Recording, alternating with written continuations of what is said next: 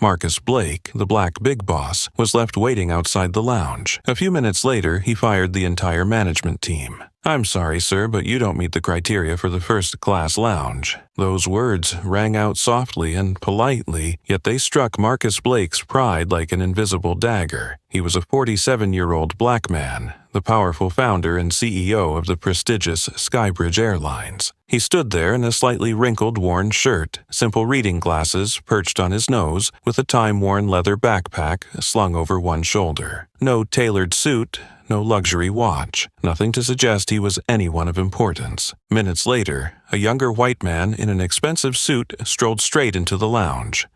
No ID checks, no questions asked. The attendant greeted him warmly. "Welcome back, Mr. Cole. Seat 1A as usual. Your usual scotch is ready." Marcus remained silent outside the door. No protest, no argument. Pain flickered in his eyes, but in that moment he composed himself, drew a small notebook from his coat pocket, and jotted down a few lines. This was not the first time he'd endured such humiliation. In fact, it was the 23rd. But today, the one being insulted so deeply was him. Today, he wasn't Marcus Blake, the powerful CEO. Today, he was Jim Carter, a regular black passenger on a 2-week undercover mission, determined to expose the ugly injustices quietly taking root within the very company he founded. I was just turned away from my own airline's first-class lounge, simply because of my skin color and my appearance. Marcus Blake stood quietly outside the frosted glass of Skybridge Airlines' first-class lounge, his gaze fixed patiently but critically on the reception desk. His calm demeanor and deliberately unassuming outfit, a lightly wrinkled shirt, simple jeans, unadorned black frame glasses, and a scruffy beard, were meant to encourage passers-by to overlook him completely. When he approached the desk and casually handed over his first-class membership card, Sarah Jennings, the attendant whose polished nameplate gleamed in gold, eyed him coldly from head to toe. She frowned, glanced down at his card, then looked back up with a flat, unhurried tone. "Sorry, sir. I need to verify your information again. This lounge is reserved exclusively for our first-class passengers." Marcus flinched inwardly but kept his face impassive. He had anticipated this treatment, yet being judged solely on his appearance still stung. Before he could respond, another customer, a young white man in a tailored gray suit with a gleaming watch on his wrist, stepped forward. "Welcome back, Mr. Cole. Seat 1A as always. Your favorite scotch is waiting," Sarah said brightly, her smile a stark contrast to the dismissive attitude she'd shown Marcus. He watched in silence, sharp as a hawk's gaze. His eyes flicked over the smug patron's face, then returned to the attendant who had coldly refused him. Marcus said nothing. He simply stepped back toward the public seating area outside the luxurious lounge. At that moment, memories flashed through his mind. Years of building Skybridge from the ground up, brick by brick, acquiring those first planes, and dreaming of an airline where every passenger would feel respected. Now, before his very eyes, that noble vision was being twisted by an invisible yet deadly toxin: racism and bias. Sitting down in a plane waiting area, Marcus slowly retrieved his battered leather notebook and opened to a fresh page. He wrote, methodically, Date, October 10th. Flight, ATL to LAX Lounge. Denied first-class access due to appearance. Attendant, Sarah Jennings, white passenger, Cole, greeted warmly without any verification. He sighed, leaned his head back, and stared at nothing. His heart churned not only with disappointment but with a quiet rage, not for the insult to himself but for the system he'd created to serve and honor customers, now rotting from within. Marcus knew this injustice was nothing new, but this time was different. This time, the victim was none other than the founder, Marcus Blake himself. He snapped the notebook shut, a fierce determination igniting in his chest. One thing was certain, he would not let this pass. He had finally seen the true face of his company, and now he was resolved to set things right before it was too late. Marcus quietly pulled out his worn little notebook and began to record the incident in detail. Every case from his 10-day undercover journey was carefully logged, gradually forming an unmistakable picture of systemic discrimination within the very airline he had founded. He glanced down at the hastily but neatly scrawled lines, each page a vivid testament to a truth Marcus never wanted to face. Flipping back through the previous entries, his eyes lingered on a note from 3 days earlier at Denver Airport. Flight DEN-ATL, Day 7. An elderly black passenger in business class struggled to lift her heavy suitcase without any assistance from staff. Meanwhile, a white man in economy class, dressed in designer clothes, was immediately helped with his luggage. Attendant on duty, Diane Walker. Marcus remembered that moment clearly, his eyes following the elderly woman's embarrassed, helpless attempts to manage her bag alone. He had felt uneasy even then, hoping it was an isolated incident. But as the days passed, that hope faded in the face of what he had witnessed. He turned another page and whispered the next entry under his breath, the words barely escaping his tightly pressed lips. Flight Ord-Den, Day 5. 2 passengers of color in plain athletic wear, their upgrades already confirmed, were turned away at the gate pending system verification. 10 minutes later, a white man in an expensive suit arrived and was ushered into first class without any checks. Gate agent. Kevin Rowe. Marcus frowned. Every name he wrote in that notebook felt like a painful cut into the faith and hope he once placed in Skybridge Airlines. These employees, Sarah Jennings, Diane Walker, Kevin Rowe, were faces he had trusted. The very staff featured in internal training videos and smiling on promotional posters touting the carrier's exceptional service. He flipped on, pausing at a marked page summarizing a brief conversation with a retired employee, David Mitchell, a former sales director with decades of experience at the airline. David Mitchell, former sales director, Diamond member since 2007, always received special treatment on business trips when wearing a suit. Since retiring and dressing casually, he's frequently been subjected to extra verification and repeated checks, despite his longtime membership status. Marcus drew a slow, deep breath, anger and shame rising in his chest. David Mitchell had been a dedicated employee and loyal customer, someone Marcus always wanted to honor. Now, it pained Marcus to realize that Mr. Mitchell and countless others were judged solely on appearance, and sidelined by the very company they had served and supported for years. The more he reviewed his notes, the more Marcus understood this wasn't just a few bad apples. It was like a silent disease creeping into every policy, every training session, every subtle glance and gesture staff offered passengers. It was a warped culture taking root before his eyes. He looked up toward the first-class lounge beyond the glass doors. Inside, Sarah Jennings was still cheerfully serving her qualified guests. Marcus couldn't help but wonder, who had empowered people like Sarah to decide which passengers were worthy? He lowered his head, clutching the notebook tightly. His resolve had never been stronger. This was no longer a string of isolated events, but a deep crisis in Skybridge Airlines' corporate values. A crisis of ethics, equity, and fairness. With unwavering determination, Marcus flipped to a fresh blank page and wrote in bold strokes, reminding himself of the weight he now carried. It's time to confront the truth. We must root out this problem. No more delays. He snapped the notebook shut, rose to his feet and prepared to board his next flight. This time, he vowed, he would watch even more closely, tracking names and faces behind every friendly smile, to uncover the source of the dangerous discrimination eroding the foundation he had built.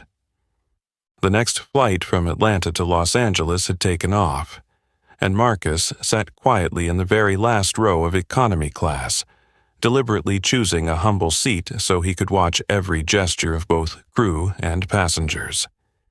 In his eyes, there was no longer just anger, but a silent disappointment, like a father watching the child he once loved and trusted become a stranger. Once the aircraft reached cruising altitude, Marcus began scanning the cabin with a sharp but discreet gaze. He immediately noticed flight attendants hustling past an elderly black passenger struggling to lift her suitcase into the overhead bin. The woman was frail, her arm trembling as she strained with the weight, her eyes darting around helplessly for assistance. Marcus was about to stand and help when he saw a young male attendant, Chris Doyle, approaching. But instead of offering aid, Chris merely glanced at the woman and then hurried off to attend a sharply dressed white passenger who had signaled for help. Marcus clenched his hand on his knee as he watched the scene unfold. Once again, the system he had so proudly built left him deeply dismayed. Over the next 4 hours, Marcus witnessed the same pattern repeatedly. Plainly dressed or older passengers, especially people of color, received little to no attention and were sometimes coldly ignored, while well-heeled travelers in stylish attire were continually pampered, often long before they even asked for anything. The breaking point came when a middle-aged black man named Walter Hayes, seated near Marcus, politely requested a blanket because he felt cold. Marcus watched closely as the attendant, Diane Walker, whom he'd already noted in Denver, slightly furrowed her brow and replied in a robotic tone, "I'm sorry, sir, we're completely out of blankets on this flight." Walter looked surprised but nodded quietly, saying nothing more. Yet, just minutes later, Marcus saw Diane swiftly retrieve a fresh blanket from the supply bin, smile warmly, and hand it to a young white man a few rows ahead, cooing, "Here you go, sir. If you need anything else, just let me know." In that moment, Marcus felt as if an invisible hand had squeezed his heart. His eyes remained fixed on Diane's retreating back, her facade of friendliness untouched. He couldn't help but think, how many more of his customers endure this kind of discrimination every single day? He gripped his battered notebook and, with a finger that shook slightly, jotted down a heavy, succinct note. Flight ATL-LAX, Day 10, Walter Hayes, black, middle-aged, asked for a blanket, denied. White passenger with the same request, served immediately. Attendant, Diane Walker. Marcus snapped the notebook shut and exhaled softly, careful not to draw attention. The entries in his little book had long since ceased to be dry records. They had become living evidence of a grim reality he could no longer ignore. The plane touched down in Los Angeles at dusk, and Marcus was the last to disembark. He avoided meeting any crew member's eyes, his mind a turbulent mix of anger and resolve. He had seen enough, witnessed too clearly how this cancer of bias had spread through Skybridge Airlines operations. He knew there was no turning back. He had to uncover who was enabling this toxic culture, and, more importantly, he had to make it unmistakably clear that Skybridge's core values would always be fairness and respect for every passenger, regardless of who they were or how they looked. With that thought in mind, Marcus quickened his pace, steeling himself for the next crucial leg of his journey to save the very soul of the airline he had spent his life building.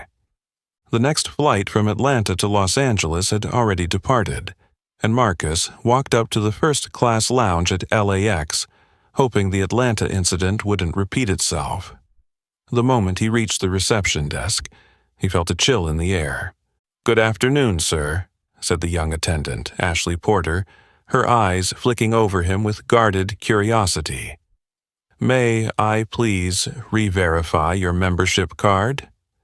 Marcus stayed calm, handed over his card and asked softly, "Is there a problem with my card?" Ashley offered a polite smile, though her eyes still held a trace of doubt. She swiveled her monitor toward her, typed briskly but stiffly, then frowned and tapped the keys again as if to double-check. "This is just a routine check, Mr. Carter. I hope you'll excuse the inconvenience," she said coolly, trying to remain courteous. Marcus nodded, but inside he burned with anger and shame. Being scrutinized simply because of his appearance made his chest tighten. At that moment, another passenger approached the lounge, Richard Cole, a tall white man in a sharp navy suit. As soon as he appeared, Ashley completely ignored Marcus. Her face brightened, and she sprang to life. "Mr. Cole, it's so good to see you again. Your favorite seat is ready, and your whiskey is on the way." Marcus watched, stunned, as Ashley's gaze toward Richard was warm, respectful, and solicitous, whereas Marcus, the man who built this entire airline from nothing, was treated like an intruder. For the first time during his undercover journey, Marcus truly felt the pain and humiliation that so many customers endured.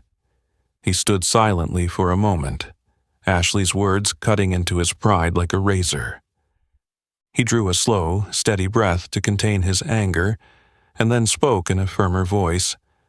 "I don't mind the verification, Miss Porter, but I do hope it isn't because I don't look like your other guests."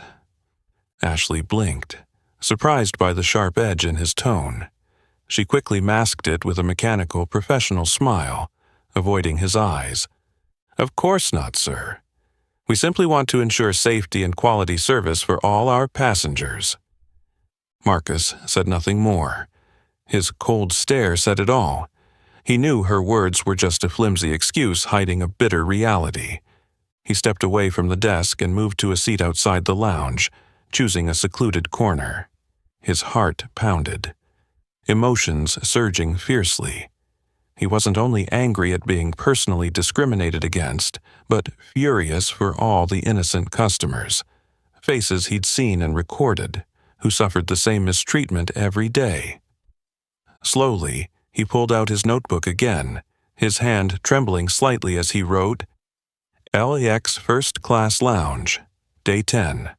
Personally questioned and re-verified for first-class membership. Richard Cole, white, well-dressed, received a special welcome. Attendant, Ashley Porter." Reading his own words, Marcus felt a new wave of resolve. This was the breaking point he had been waiting for, the moment he could no longer stand on the sidelines. Now, he was not just the CEO watching from above. He was a victim of this unjust system. In that instant, Marcus knew it was time to act. Not with small fixes, but a complete overhaul. Employees like Sarah Jennings, Diane Walker, Kevin Rowe, and now Ashley Porter, who were corrupting Skybridge Airlines' values, would be held accountable. He snapped the notebook shut, his gaze more determined than ever.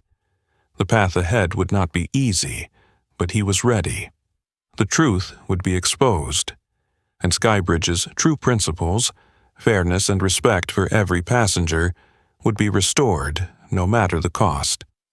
The memory of that humiliating moment at LAX still lingered in Marcus's mind as he sank into the leather chair of his high-floor office at Skybridge Airlines. Outside the floor-to-ceiling windows, Manhattan's steel-gray sky mirrored his mood, heavy, overcast, and restless. Across from him sat Elaine Barrett, Chief Operating Officer and his trusted partner since the company's earliest days. She studied him with worry in her eyes. "Marcus," Elaine broke the tense silence. "Have you seen the latest customer feedback report? The numbers keep getting worse, and this time it's not about technical glitches or normal service delays." Marcus nodded slowly. He'd read every line, complaints about frosty attitudes, unfair treatment, and feeling judged on appearance alone. To him, these weren't just survey results, they were proof that the culture he once took pride in was rotting from the inside. Elaine pushed a thick binder across the desk. Her voice was firm, her concern palpable. What worries me most isn't the data itself, Marcus. It's that our employees are deciding on their own which customers deserve good treatment. This will destroy everything you've built. Marcus picked up the binder, flipped through a few pages, then set it back down. His eyes, heavy with resolve, met Elaine's. I know. That's why I need to see it for myself. Elaine's brow furrowed. What do you mean? What are you planning to do? Marcus paused, choosing his words carefully before revealing the plan he'd been formulating for days. I'm going undercover, as a regular passenger. No perks, no one knowing who I am. I'll book flights on my personal card, ride in coach, visit lounges and gates. I need to experience firsthand what our customers go through. Elaine stared at him, a mix of astonishment and fear on her face.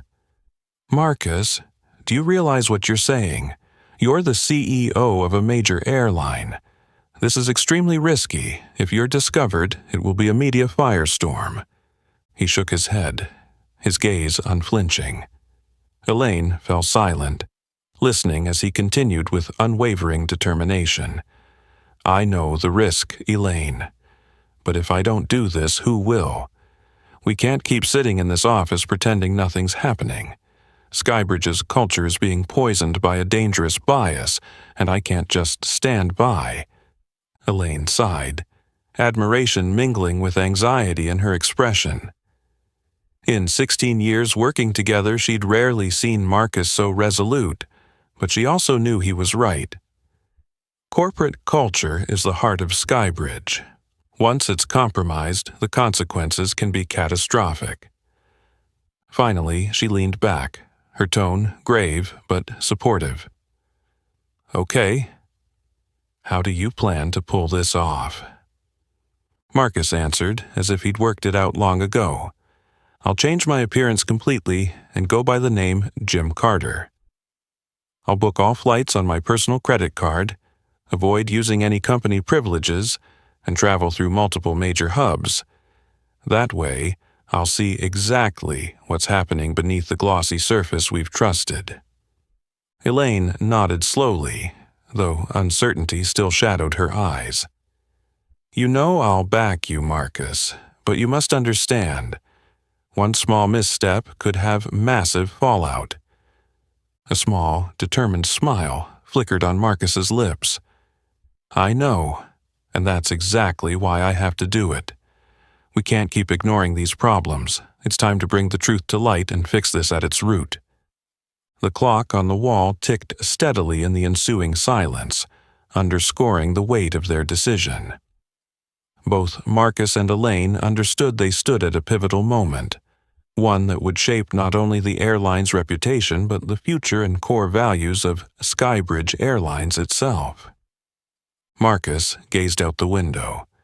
The sky had darkened further, as if nature itself sensed the gravity of the moment.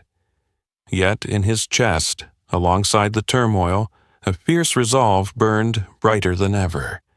He drew in a deep breath and silently vowed that no matter the challenges ahead, he would press on. Because this was more than a personal mission.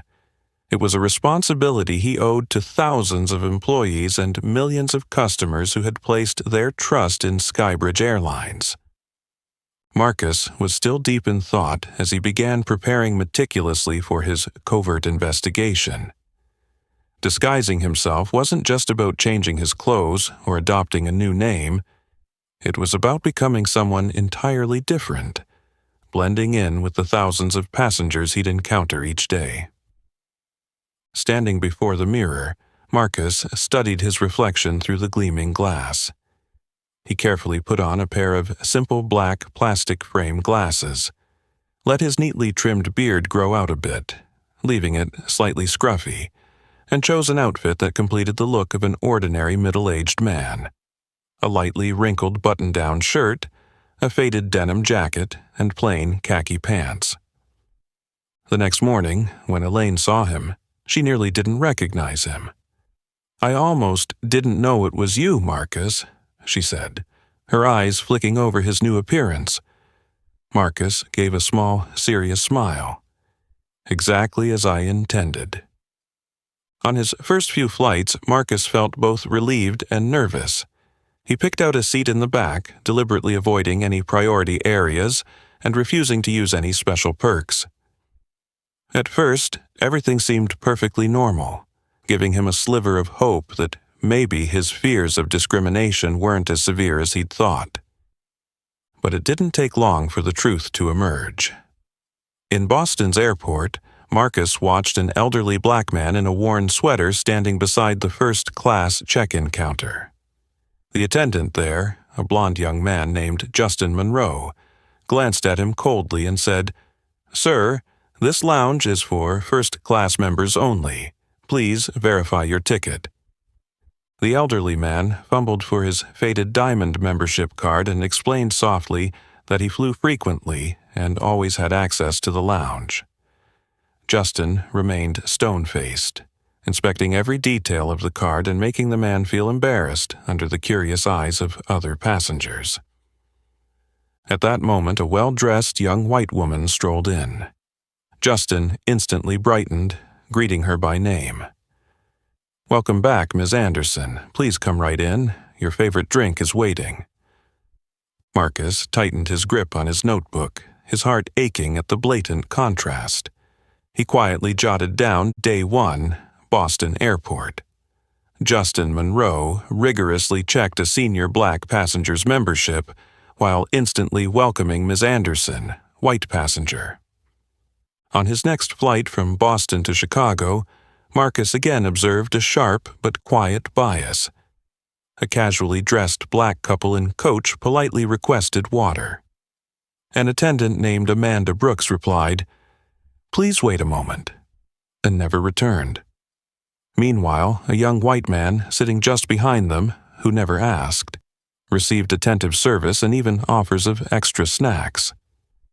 Marcus frowned and added another note. Day 2, Flight Beausword. Amanda Brooks ignored the black couple's water request, but proactively served the white passenger nearby. Each day brought similar scenes, every incident feeling like an invisible stab at the faith Marcus once had in his staff. The very employees he'd considered paragons of dedication and fairness were undermining the airline's culture. In Denver, he watched an elderly black woman named Eleanor Thomas struggle with her heavy suitcase. Despite her repeated glances pleading for help, no staff member stepped forward. Finally, Marcus himself rose to lift her bag into the bin, his heart sinking at the gratitude in her eyes. He was no longer just an observer. He was living the experience of the customers he'd long taken for granted. Each small indignity piled up, forming a clearer, but more painful, picture of what was really happening. Back in his hotel room that final night before returning to Atlanta, Marcus flipped through notebook pages thick with handwritten notes. He felt exhausted, but also clearer than ever that this wasn't about a few bad employees. It was a systemic issue, a poisonous culture thriving under his watch. He closed his eyes and thought about his next steps. His undercover investigation was nearing its climax. Now he had to uncover who was responsible, who was enabling this discrimination to continue and spread.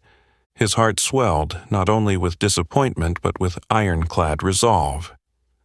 Marcus knew that to save Skybridge Airlines, he had to confront this painful truth head-on, no matter what it might cost him.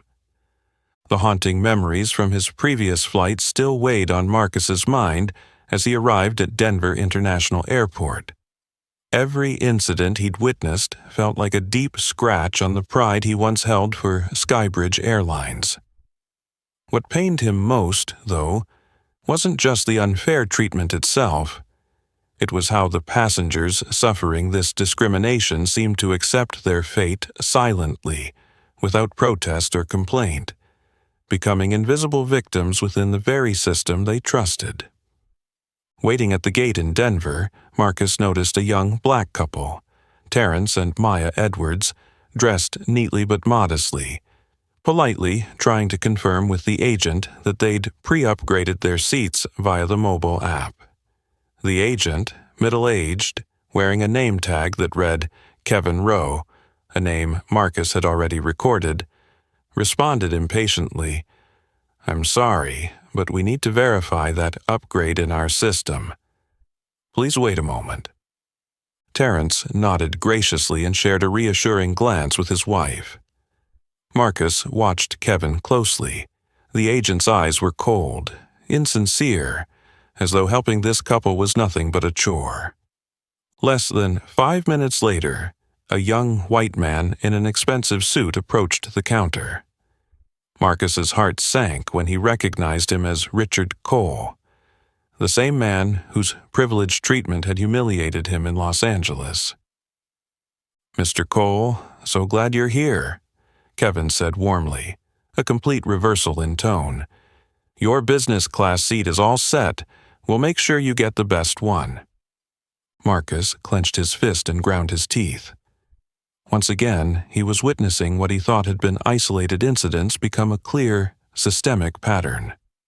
He glanced at Terrence and Maya, their faces reflecting quiet disappointment as they returned to the waiting area. Marcus felt his chest tighten. These guests didn't even realize they were victims of injustice, enduring it meekly as if unreasonable delays and dismissals were simply part of travel. He flipped open his small notebook and quickly jotted down, "Denver, Day 6. Kevin Rowe deliberately delayed seat upgrades for the black couple, Terrence and Maya Edwards, while immediately accommodating Richard Cole, white, well-dressed." When the flight departed Denver, Marcus sat quietly in a back row seat in coach, continuing his observations. He saw an elderly black woman with silver hair struggling to push her heavy suitcase into the overhead bin. She looked flustered and exhausted, her eyes pleading for help. Marcus scanned for crew and spotted Diane Walker, the same flight attendant he had noted in Atlanta, glide past the woman as if she didn't exist. At that moment, Diane swiftly assisted a young white man in the row next to Marcus, smiling brightly and chatting cheerfully. A surge of anger rose in Marcus's chest. He stood, went over, and lifted the suitcase himself. The grateful, shame-tinged look in the woman's eyes broke his heart. "Thank you, young man," she whispered. "I'm so old, I hate to trouble anyone." Marcus offered a gentle smile. "It's no trouble at all, ma'am. This isn't your fault." Returning to his seat, he opened his notebook and recorded in crisp, determined handwriting, "Denver, Atlanta flight. Diane Walker intentionally ignored the elderly black woman's need for assistance, yet promptly helped the young white passenger next to her." Marcus realized more than ever that each flight he took wasn't just another trip. It was a sorrowful testament to a brutal reality. A culture of bias quietly thriving within the company he loved and once took pride in. He closed his eyes for a moment, wondering how many other invisible victims endured these slights silently every day. He knew the responsibility now rested on him, to stand up and speak for those who couldn't. Marcus understood that his undercover investigation couldn't end here. He would follow the truth to its depths, exposing every detail and confronting the individuals perpetuating this systemic injustice, not only to restore dignity to the passengers harmed, but to safeguard the very core values Skybridge Airlines once pledged: respect for every customer, regardless of who they were or how they looked. The flight from Denver to Atlanta touched down gently, but in Marcus's mind, the weight of worry only grew heavier. He stepped off the plane slowly, his small notebook thicker than ever with the painful truths he'd documented. As he entered the Atlanta airport lounge, he realized this was where his ordeal had begun, back when Sarah Jennings had treated him with icy indifference. Marcus settled into a secluded corner of the lounge and silently flipped through his pages, reflecting on every case he'd recorded. Just then, a warm voice beside him pulled him from his thoughts. "They did the same thing to me." Marcus looked up and met the clear, empathetic gaze of an older man with salt and pepper hair and a calm, unassuming air. The man smiled gently and extended his hand. "I'm David Mitchell. Mind if I sit here?" Marcus shook his hand, feeling the sincerity behind it. "Nice to meet you. I'm Jim Carter."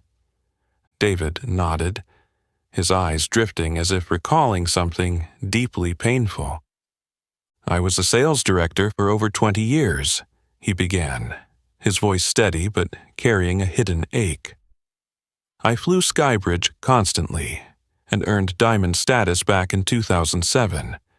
When I wore a suit and a nice watch, I was always welcomed warmly, never questioned or delayed. But once I retired and dressed more casually, everything changed." He pulled a crumpled piece of paper from his pocket and handed it to Marcus, determination in his eyes.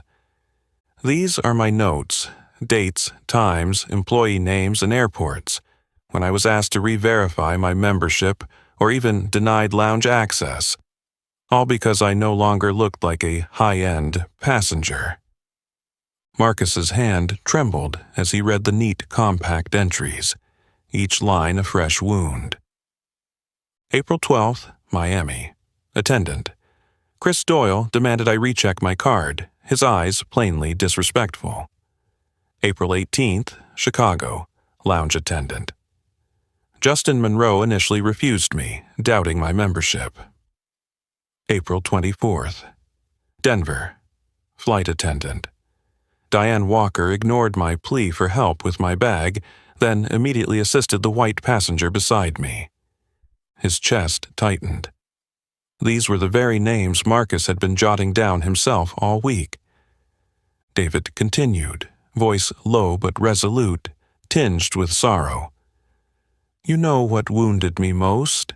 It wasn't just the unfairness, it was feeling invisible, worthless, because I didn't wear fancy clothes anymore.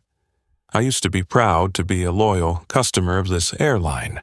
Now, it seems that means nothing." Marcus was silent, absorbing the depth of David's pain without needing more explanation. Finally, he asked softly, "Did you ever report this directly to the company?" David sighed, a bitter smile forming. "I tried. All I got were polite, meaningless apologies. 'We're sorry for the inconvenience. We'll forward your feedback.' But nothing changed. I guess they only care about appearances." David's words cut Marcus like a razor, an indictment not only of the system but of himself, the CEO, who had believed everything was running smoothly. Marcus gently handed back the paper, his tone firm yet compassionate. "Your notes are invaluable, Mr. Mitchell. You did exactly the right thing. Maybe now the leaders at Skybridge will finally see what's happening." David nodded, trust shining in his eyes. "I hope so, Jim. I truly hope someone listens and makes a change." As Marcus stood and bid farewell, David Mitchell's words echoed in his mind. This chance encounter didn't just confirm the gravity of the problem. It fortified Marcus's resolve like never before. He carried not only the mantle of a leader, but the voices of thousands of invisible passengers who suffered in silence. Now, Marcus knew he had to take bold action, not just uncover the truth, but compel those responsible to face accountability. He had to act before it was too late. The bitter words David Mitchell shared still echoed in Marcus's mind as he settled into a seat near the departure gate in Atlanta.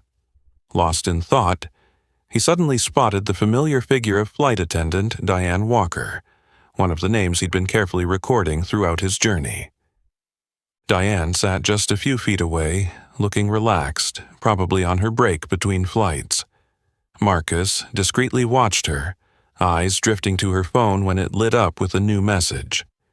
At first, he wasn't going to pay attention, but the sender's name instantly caught his eye. Thomas Reed, Regional Senior Manager for Atlanta, someone Marcus had entrusted with upholding service standards. Leaning in slightly, Marcus read the text displayed clearly on her screen. Thomas Reed. On the upcoming ATL LAX flight, remember to follow the list I sent. Limit assistance to passengers who don't meet our brand standards. You know what to do. Marcus's heart skipped a beat, as if a cold shock had raced down his spine. List? Brand standards? Words that once seemed harmless now carried a far more ruthless, chilling meaning than he'd ever imagined. He watched Diane type a quick reply, her fingers gliding over the screen. Diane Walker. Yes, I understand. Only prioritize premium passengers. Offer minimal help to those who don't fit the criteria. Don't worry, sir. It felt like a punch to Marcus's chest. This wasn't unconscious bias or a few careless employees. It was a deliberate, orchestrated scheme directed from the very top. Thomas Reed, the man Marcus had trusted to maintain the company's ethical standards, was the architect of this cruel policy. Marcus sat motionless, his mind reeling as every incident he'd witnessed snapped into place, forming a horrifying big picture. Diane's coldness, Kevin Rowe's blatant favoritism, Sarah Jennings' needless rechecks, Ashley Porter's casual suspicion, all part of a secret plan Reed had quietly built and rolled out. He recalled the phrase brand standards in the message, an outwardly professional term hiding a brutal truth. Reed had created a covert system to rank customers not just by appearance but by race, deciding who deserved top-tier service and who should be neglected. His throat tightened, fury building as he fought to remain calm. He pulled out his notebook and scribbled in clear, urgent handwriting. Day 10, Atlanta Airport. Diane Walker texts Thomas Reed about classifying passengers by race and appearance. A clear, intentional system is in place. Marcus pocketed the notebook and leaned back, trying to steady his breathing, angry, stunned, and more responsible than ever.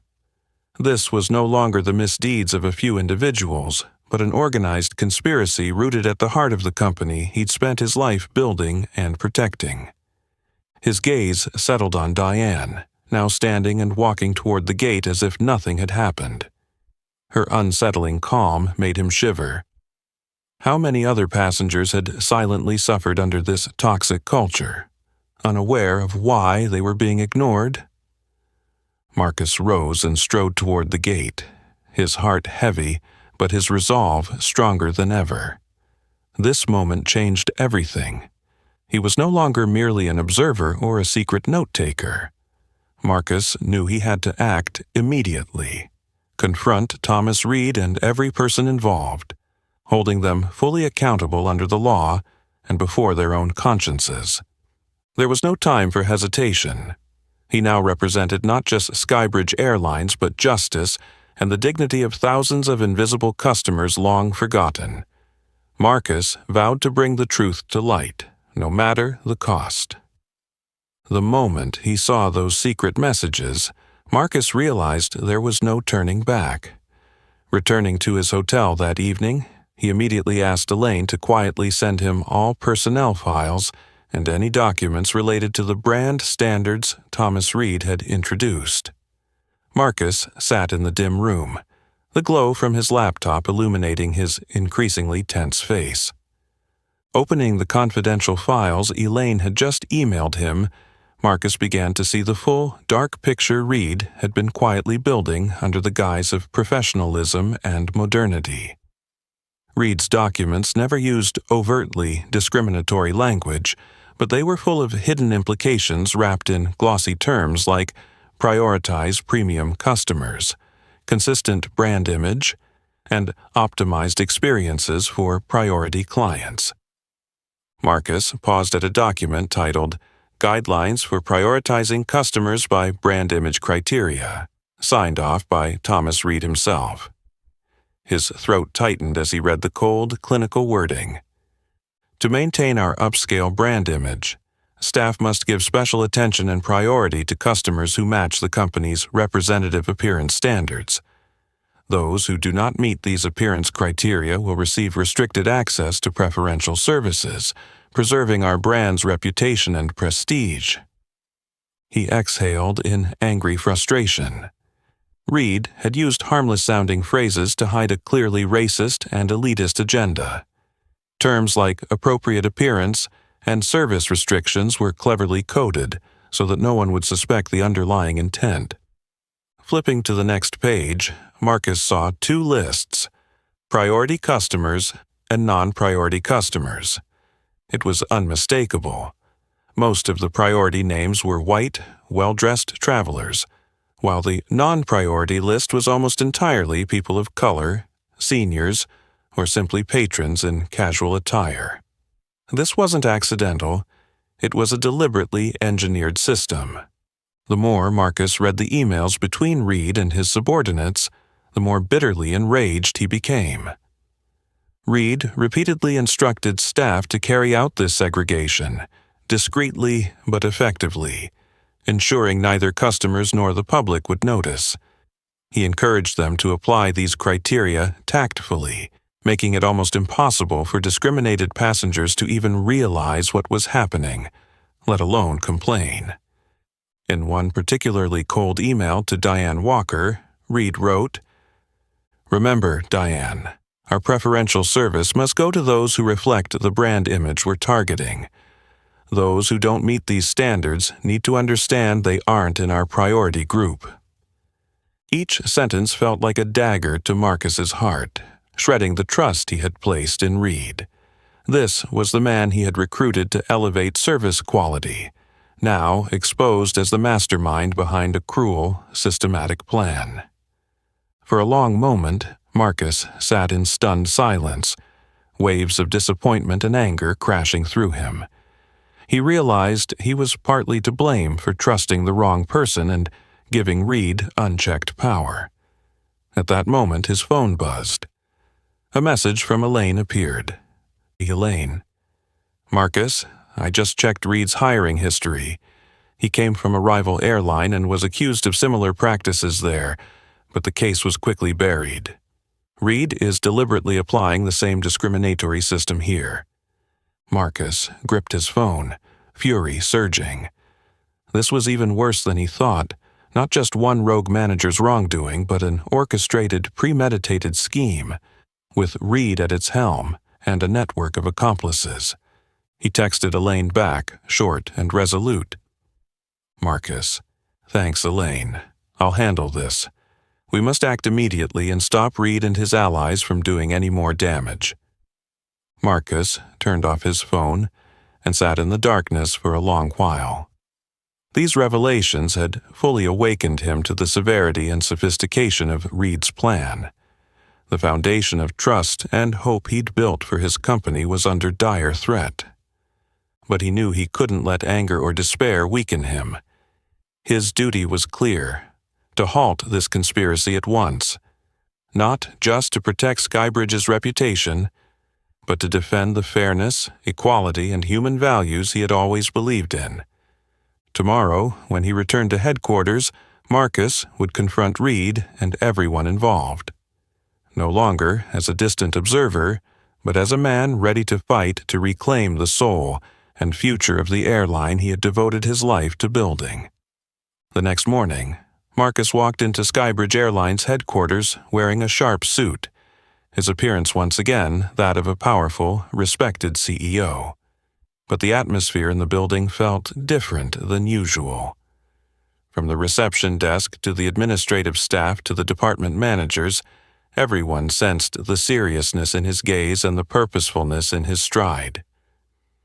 Silently, Marcus stepped into the elevator, his eyes fixed on the 40th floor, the leadership offices at the very top of the tower. Elaine Barrett was waiting beside the elevator doors, her face taut with tension, though her eyes shone with confidence in him. "Is everything ready?" Marcus asked tersely, his voice deeper and more resolute than usual. Elaine nodded firmly. "All the files and evidence are compiled. Thomas Reed and the others are already in the conference room. I think they're starting to realize something's wrong." Marcus took a deep breath, nodded decisively, and strode into the boardroom. The moment the doors opened, the room fell into a hush, as if a cold current had swept through the dozen or so executives seated around the long table. Marcus's eyes scanned the room briefly before settling on Thomas Reed, seated near the head of the table, looking startled but trying to maintain his composure. "Good morning, everyone," Marcus said, his voice low yet commanding. "I'm sure you all understand why I've called this extraordinary meeting." Reed immediately spoke up, attempting nonchalance but clearly unsettled. "Marcus, could you clarify the specific reason? I wasn't notified in advance of this meeting." Marcus stepped forward and dropped a thick binder onto the table in front of Reed, fixing him with an icy stare. "Thomas, I think you know exactly why you're here." He flipped the binder open, revealing pages of emails, text messages, and notes, evidence glaringly obvious to Reed. Reed's face drained of color, his eyes widening, his hand trembling as he took in the proof laid before him. "Can you explain why you use the term consistent brand image to disguise the discrimination of our customers, Thomas?" Marcus asked, his tone seething with anger. Reed swallowed hard, attempting to regain his composure. His voice lacked its former confidence. "Marcus, you must be misunderstanding. Those were just guidelines to maintain brand image, not to discriminate against anyone." Marcus gave a wry smile, his gaze sharpening into a blade. "No intent to discriminate, you say? Then why did you send Diane Walker private messages instructing her to explicitly prioritize certain customers based on appearance and brand representation? Why, in the lists you compiled, are most of those denied preferential service people of color or casually dressed?" Reed fell silent, his face ashen, his fingers clutching the table's edge. Marcus pressed on, his voice firmer and more determined than ever. "I've dedicated my life to building Skybridge Airlines into a company where every passenger is treated with equal respect. But what you've done, Thomas Reed, directly contradicts those core values. You've betrayed my trust, and the trust of the thousands of innocent passengers who choose Skybridge." The room froze. Senior managers and executives sat in stunned silence, none daring to meet Marcus's or Reed's eyes. Elaine stood beside him, her expression grave but unwavering in her support. At last, Reed tried to respond, lifting his head. "I did it for the brand's best interests. These measures were necessary to uphold our airline's prestige. You can't deny that, Marcus." Marcus met him with eyes that mixed disappointment and contempt. "No, Reed. True prestige never relies on discrimination or prejudice. True prestige lies in treating every passenger with fairness and respect. And your actions have completely undermined those principles." Marcus took a step back and addressed everyone in the room with clear, decisive authority. "Effective immediately, Thomas Reed and all employees involved in this matter are suspended from duty.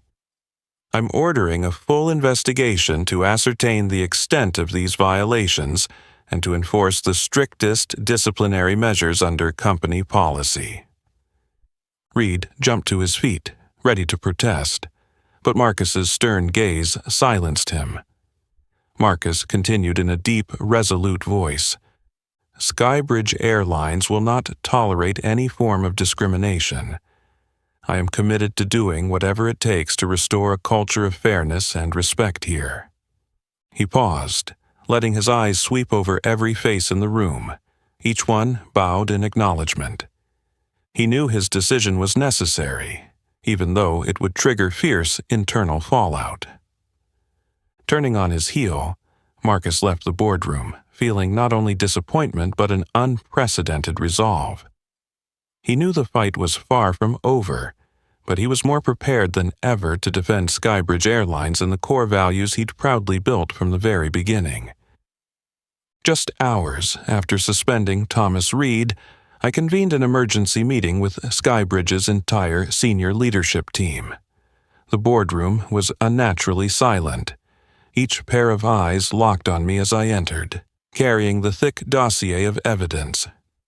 Elaine stood by my side, her expression grave but supportive. I placed the binders on the table one by one. The snap of paper against wood sounded like a warning bell. I swept my gaze over the familiar faces, colleagues who'd built Skybridge alongside me, now forced to face this bitter truth. "Good morning, everyone," I began, my tone low but resolute. "I've called this emergency session to address very serious matters that strike at the core values and reputation of Skybridge Airlines." A few board members shifted uncomfortably.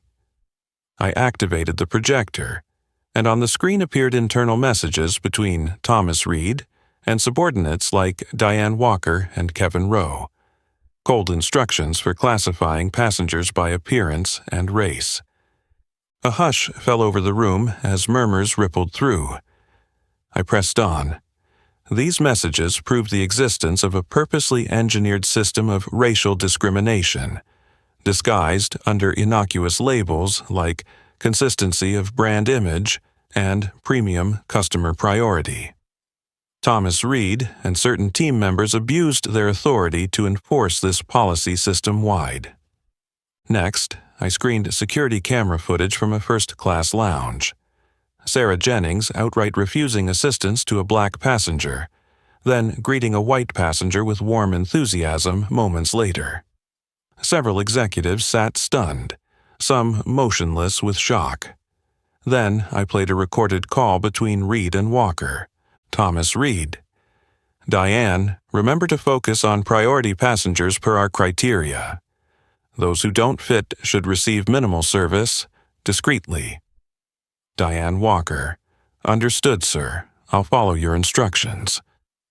Now the boardroom was deathly silent. I locked eyes with each leader, my voice sharper than ever. What you've witnessed isn't just an ethical lapse. It's a betrayal of every core principle we vowed to uphold from day one, and the truth is even worse. I paused, then delivered the most crucial revelation.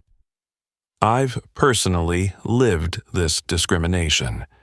For the past 2 weeks, undercover as Jim Carter, I've traveled as an ordinary passenger and documented every instance of bias across multiple airports and flights. The room erupted in astonished chatter, every gaze snapping back to me. One board member's voice trembled. "Marcus, you actually did that?" I nodded, my face solemn. "Yes. Because of my first-hand experience, I know better than anyone the pain and humiliation our customers silently endure. They trust us, and we treated them like strangers, unworthy because of their appearance or skin color." I let that sink in before continuing, my tone now firm. "Our greatest responsibility right now isn't to protect our image. It's to protect this company's very soul and conscience. I will not allow systematic discrimination to persist at Skybridge." One board member spoke up, clear and emotional. "Marcus, we fully support you. What steps do we take to end this?" I met her eyes and replied decisively. "I'm asking the board to immediately approve the removal of Thomas Reed and all employees directly involved. We will publicly and transparently disclose this matter to our staff and customers. We will overhaul our training and management systems to ensure genuine fairness and respect guide every action." A few moments of silence passed. Then every member nodded in agreement. They understood the gravity and my unwavering resolve. I exhaled softly, tension easing just slightly. I know the road ahead will be challenging, but we must confront and resolve this. It's our collective duty to every Skybridge customer who has placed their faith in us. With that, the emergency session concluded. I stood, feeling a tremendous weight lift, even as I knew this was just the beginning. The path forward will be tough, but I am ready. Restoring trust and true respect at Skybridge Airlines is the most important mission of my career, and I will see it through. Just hours after the board meeting ended, Marcus asked Elaine to prepare a small, private conference room for a one-on-one meeting with Thomas Reed. The tension in the cramped space felt palpable, as if it could choke anyone who walked in. When Thomas Reed entered, Marcus was already waiting, clutching the irrefutable evidence. His gaze locked onto Reed. Not the disappointed look of a CEO, but the resolute stare of a man standing on the threshold of a major reckoning. "Have a seat, Thomas," Marcus said curtly, his voice cold yet commanding. Reed reluctantly sat, trying to project confidence. He still hoped to justify his actions and regain control of the conversation. "Marcus, I really think you're overreacting to this information. Everything I did was meant to protect the Skybridge Airlines brand. Maybe you should calm down and take a closer look." Marcus raised his hand to cut him off, his eyes sharper than ever. "That's enough, Thomas. I've given you more than enough chances to explain, but the truth doesn't change. This isn't the first time you've done this. We know all about your past. The evidence in front of you couldn't be clearer." He slid the binders of emails and messages across the table toward Reed. The stark pages felt like invisible bullets striking home. Reed's face went pale. His forced confidence crumbled under the undeniable proof. "Thomas," Marcus continued, his tone steely, "you have betrayed every core value that I and all our conscientious employees have painstakingly built over the years. You haven't just damaged Skybridge's reputation. You've directly hurt countless innocent people who were discriminated against by your cruel policies." Reed stammered, desperation in his voice but still defiant. "Marcus, please hear me out. You don't understand the pressure to maintain a brand." "A brand?" Marcus cut him off, his voice booming.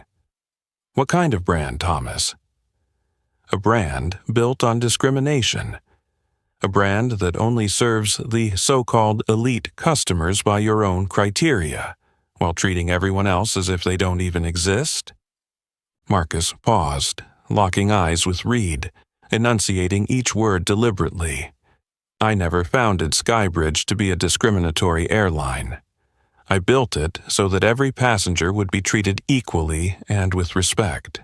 And you, Thomas Reed, deliberately undermined those fundamental principles." Reed sat frozen, his lips moving as if seeking one last excuse, but Marcus offered no opening. He stood up straight, his voice final. "Effective immediately, you are terminated from Skybridge Airlines, and you are not alone. 17 other managers directly involved in this scheme are suspended without delay." Reed's face contorted with anger and desperation as he sprang to his feet, trying one last protest. "You can't do this. Marcus, you're making a huge mistake. I'll sue you." Marcus remained calm, unwavering. His voice was crisp and cold. "Do what you think you must, Thomas, but I advise you to think twice. This evidence proves your serious misconduct. Skybridge Airlines will never tolerate anyone who harms the values and ethics of this company." At that moment, 2 security officers entered and stood by the door, awaiting orders. Marcus looked at them and spoke quietly, but unmistakably. "Please escort Mr. Reed out of the building immediately. Revoke all his accounts and internal access as of this moment." Reed shot Marcus one final glare, fury in his eyes, but he understood the futility of resistance. Silently, he left the room in defeat. Marcus remained standing in the small conference room, feeling both heartache and relief. He knew his decision would send shockwaves through Skybridge, but it was necessary. To restore fairness and true values to the company, he had to weather this storm. Elaine entered, her eyes filled with support and admiration. She whispered, "You did the right thing, Marcus. Those who remain will come to understand the values we must uphold." Marcus nodded, gazing out the window. Outside, the late afternoon sun was beginning to drop, but in his mind, the light of justice and determination shone brighter than ever. He vowed that, no matter the obstacles, he would continue to fight for Skybridge Airlines, for everyone who had trusted and believed in him. The moment the door closed behind Thomas Reed, I stood alone in that small room, my mind drifting back to a bitter day when I was a young man, my very first time on a plane, only to be blatantly discriminated against because of my skin and simple appearance. That memory became the driving force behind founding Skybridge Airlines. I never wanted anyone else to endure the same pain I did. I took a deep breath, then decided right then and there that it was time to share that story directly with every employee, so they'd understand the true origin of the values Skybridge must uphold. The very next morning, every department was summoned to the main auditorium at our headquarters. The tension was thick. Low murmurs filled the air as everyone sensed something significant was about to happen. I stepped onto the stage, my eyes bright with determination, and tinged with emotion I rarely allow myself to show. Instantly, the room fell silent. "Good morning, everyone," I began. "Today, I stand before you not only as your CEO, but as someone who was once a victim of discrimination, judged and mistreated solely because of my appearance and skin color." I paused, meeting the gaze of each person in the audience so they could see the sincerity and deep feeling in my eyes. As a young man, I was refused service, looked down upon, and even suspected of wrongdoing simply because I didn't fit someone else's idea of acceptable. That was the worst feeling a person can endure, being unfairly judged and treated because of who you are. That's why I founded Skybridge Airlines, to create a place where every passenger is treated with fairness, respect, and compassion. My voice softened but remained resolute. Yet, what I've witnessed recently shows that some among us have lost sight of those core values. Discrimination has been cleverly hidden, but its reality is as clear and as cruel as ever. I let that sink in before continuing, my tone earnest. I want you all to know that I will never allow that toxic culture to persist at Skybridge Airlines. Effective immediately, I commit to making the boldest changes necessary to restore the true values we pledged from day one. I raised my voice, firm and clear.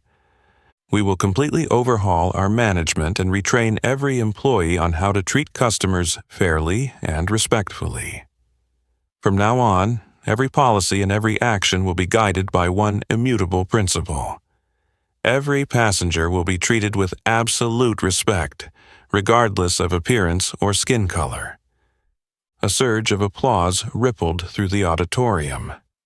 I saw many faces glisten with emotion. Some even teared up at the sincerity of that promise from their leader. I smiled and gestured toward the side of the stage where David Mitchell stood. I'd like to introduce someone very special. David Mitchell, a loyal passenger and a victim of the discrimination we've been discussing. His courage in documenting those painful experiences helped open my eyes to the serious issues our company faces. David joined me at the podium, pride and emotion shining in his eyes. I continued, voice full of gratitude. Starting today, David Mitchell will officially join Skybridge Airlines Customer Advisory Council. His participation will ensure we never forget and always honor the commitment we've just made. David, thank you for helping us awaken to these truths. David bowed his head respectfully, then stepped to the microphone and spoke in a warm, steady voice. I believe in Marcus's commitment, and I will do everything I can to help Skybridge Airlines become a place where everyone feels valued and welcomed. Once again, the auditorium erupted in applause. For the first time in days, I felt as if a tremendous weight had lifted from my shoulders. I know the road ahead will hold many challenges, but with the unity and resolve in this room today, I am confident Skybridge Airlines will emerge from this crisis stronger than ever. I descended the stage to sustained applause, my heart full of hope and determination. The work of change has begun, and I vow not to stop until Skybridge Airlines truly embodies the equality, fairness, and humanity I, and every one of you, have dreamed of. Marcus Blake's story is a powerful testament to the impact of courage and conviction in confronting the silent injustices around us. Sometimes it's those brave small acts that become the keys to transforming an entire system. And you? Have you ever witnessed or experienced something like what happened to me? Share your story and thoughts in the comments below. If you found this story meaningful, please like, share, and subscribe for more inspiring content. Thank you for joining me on this journey.